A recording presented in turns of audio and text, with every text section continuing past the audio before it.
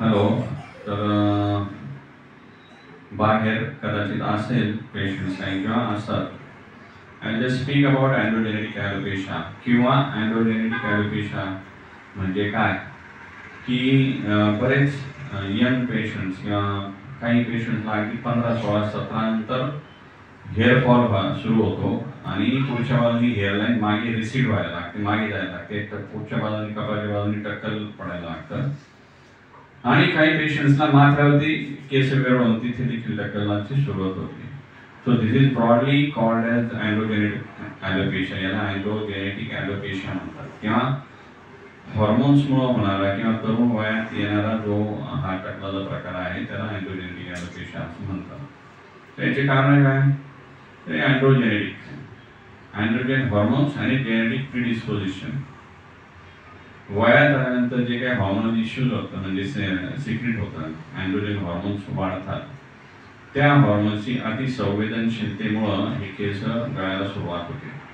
त्याचे ॲक्शन माथ्यावरती आणि पुढचे फोरहेड कपाळाचे शेजारी जे केस असते रचना तिथनं सुरू होते.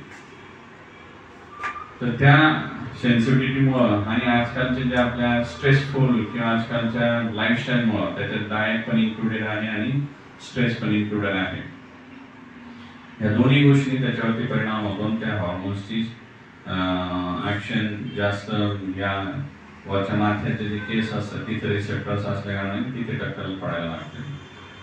आणि जेनेटिक प्रिडिस्पोजिशन म्हणजे जनुकीय दोषांमुळं, म्हणजे भावाला असेल, वडिलांना असेल, म्हणजे मेनली वडिलांना असेल तर त्याचं ट्रान्समिटेड टू फर्दर पुढच्या पिढीमध्ये काहींना होतच आहे.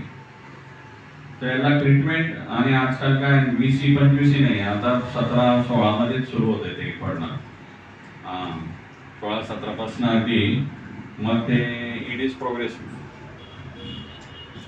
प्रोग्रेसिव्ह राहतो, म्हणजे ते वाढतच राहतं. मग त्याला ट्रीटमेंट जे आहे रेग्युलर करणं आहे. बऱ्याच पेशंट्सला अगदी वॉट आय सजेस्टेड लग्न व्हायपर्यंत सुरू ठेवणे, म्हणजे मग तो problem mainly it is because of that thing. मग लग्न जास्त वयस्कर दिसणं, जॉबच्या ठिकाणी पण काही ना त्याच्यामुळे थोडंसं वाटतं, तर त्याच्यासाठी त्याला ट्रीटमेंट मग रेग्युलर ठेवणार आहे. त्याच्यात काही मेडिसिन्स घेणे, लावणे, प्लस काही लाईफ ट्रीटमेंट्स आणि PRP वगैरे ह्या गोष्टी करायला लागतात. काही पेशंट्सला मग हेअर ट्रान्सप्लांट करणं आवश्यक राहतं.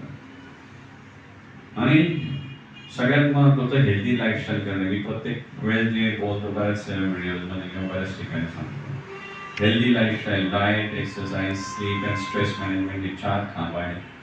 आहार हेल्दी पाहिजे, झोप विश्रांती पुरेशी आणि चांगली पाहिजे, एक्सरसाइज पाहिजे आपल्या जीवनात, नियमित व्यायाम पाहिजे, आणि स्ट्रेस मॅनेजमेंट, तणाव निवारण देखील हा एकदम मोठा फॅक्टर आहे. त्याच्यासाठी देखील आपण जाणीवपूर्वक त्याच्यावरती काम करणं आवश्यक आहे. आणि ट्रीटमेंट मी मगाशी म्हटल्याप्रमाणे त्याला रेग्युलर ठेवणार आहे.